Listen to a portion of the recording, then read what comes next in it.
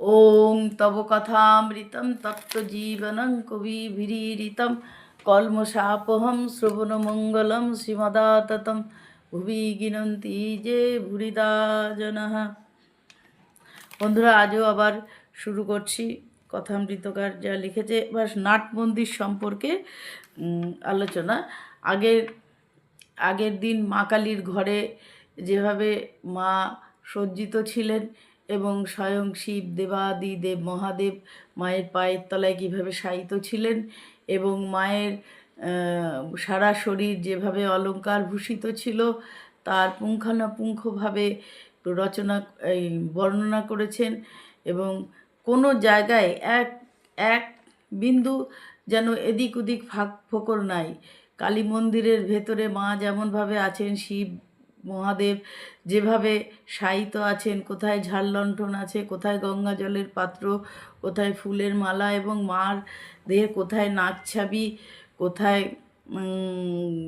বাজু, কোথায় বালাক, সমস্ত কিছু যেন ডিটেলসে বলেছেন এবং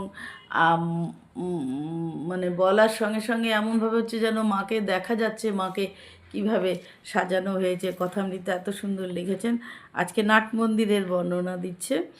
কালী মন্দিরের সম্মুখে অর্থাৎ দক্ষিণ দিকে সুন্দর সুবিস্তৃত নাট মন্দির।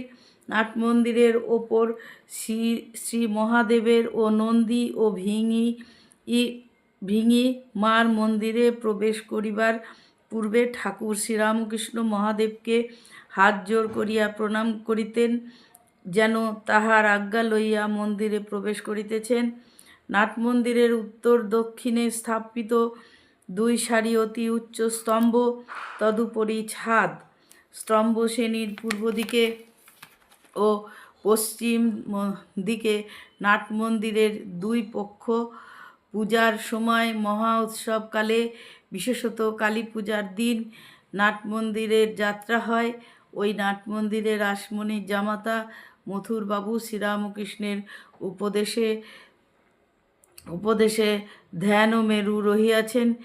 এই নাট মন্দিরেই সর্বসমক্ষে ঠাকুর শ্রীরামকৃষ্ণ ভৈরবী পূজা করিয়াছিলেন।